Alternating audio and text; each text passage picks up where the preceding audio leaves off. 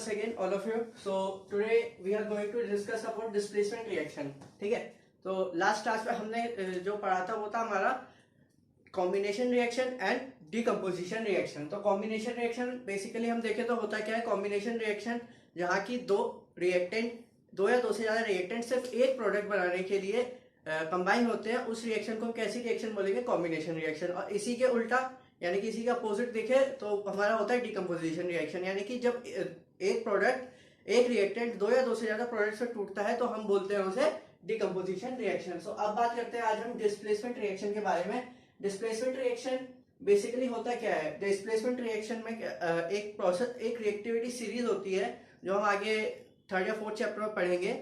ठीक है, तो उसके अकॉर्डिंग जो कि सबसे ऊपर एलिमेंट बैठा है और मान लीजिए उससे नीचे जितने भी एलिमेंट हैं तो वो उनको डिस्प्लेस कर सकता है, उन्हें अपनी जगह से चेंज कर सकता है. ठीक है, उन्हें हटा सकता है, अपनी पावर है उनके पास.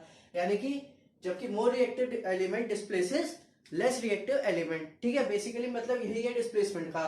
ठीक है, और ये टोटली बेस्ड होता है रिएक्टिविटी सीरीज पे. ठीक है, इस पे बेस्ड होता है रिएक्टिविटी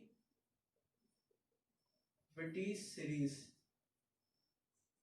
ठीक है, अब बात करते हैं डेफिनेशन से. देखें तो when a more reactive element displaces a less reactive element the reaction is known as displacement reaction. ठीक है, डेफिनेशन से भी हमें यही पता चलता है कि जब कोई भी मोर reactive element less reactive element को डिस्प्लेस करता है तो उस रिएक्शन को हम क्या बोलते हैं, डिस्प्लेसमेंट रिएक्शन.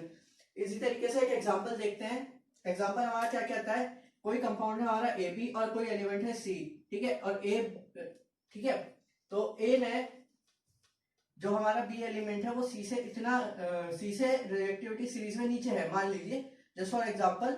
ठीक है, तो वो सी के साथ डिस्प्लेस हो जाता है, यानी सी उसे डिस्प्लेस कर लेगा और क्या बनाता है, सी प्लस बी. ठीक है, अब आगे बढ़ते हैं तो आगे देखते हैं कि डिस्प्लेसमेंट रिएक्शन होते कितने तरीके के. डिस्प्लेसमेंट रिएक्शन बेसिकली हमारे पास दो तरीके के डिस्प्लेसमेंट रिएक्शन है. एक है हमारा सिंगल डिस्प्लेसमेंट रिएक्शन और दूसरा डबल डिस्प्लेसमेंट रिएक्शन. तो सिंगल डिस्प्लेसमेंट रिएक्शन यानी कि कोई भी एक कंपाउंड या फिर एलिमेंट किसी भी एक दूसरे एलिमेंट को डिस्प्लेस करे या कंपाउंड को डिस्प्लेस करे.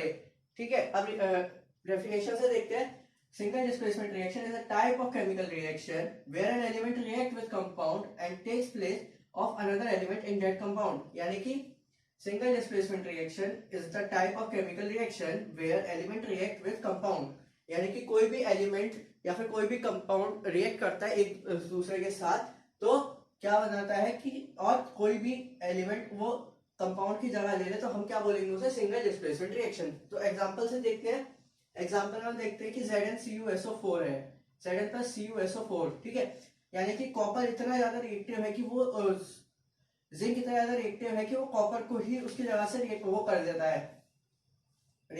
है. तो और सल्फर के साथ कॉम्बिनेशन रहता है तो क्या रहता है, ZnSO4 प्लस Cu. ठीक है, इसी तरीके से अब हम बात करते हैं डबल डिस्प्लेसमेंट रिएक्शन. इसकी शॉर्ट फॉर्म अगर देखें तो क्या हो जाता है, DDR. ठीक है, अब double displacement reaction the reaction in which two different ions और group of atoms in the reactant molecule. यानी कि जैसे कि सिंगल डिस्प्लेसमेंट में सिर्फ एक ही रिएक्टेंट एलिमेंट होता था और इसमें क्या होंगे, दो रिएक्टेंट एलिमेंट होंगे और दोनों ही एक दूसरे के एटम्स यानी एलिमेंट्स को डिस्प्लेस करेंगे. ठीक है, ये देख सकते हैं आप.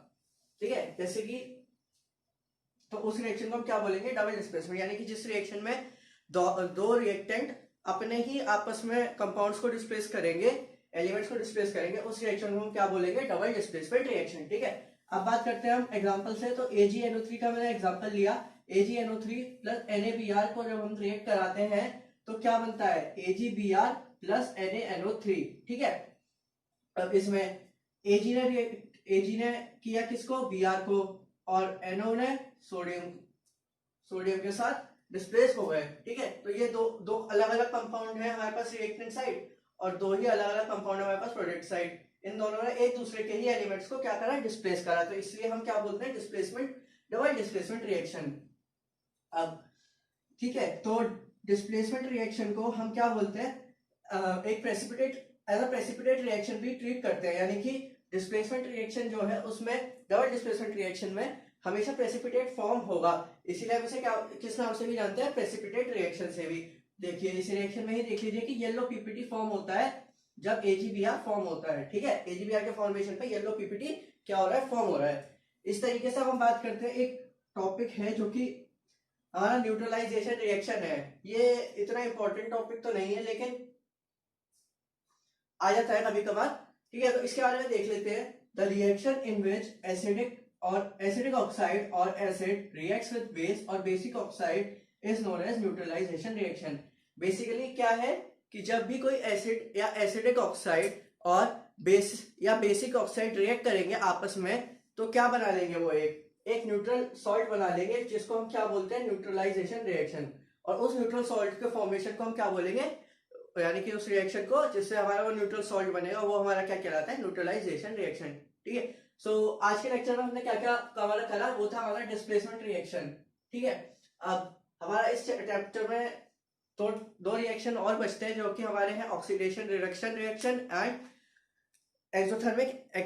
एंडोथर्मिक रिएक्शन, ठीक है। वो हम कोशिश करेंगे कि अगले लेक्चर में दोनों को ही कवर करें। होप आपको लेक्चर पसंद आया हो। Thanks for watching. Thank you.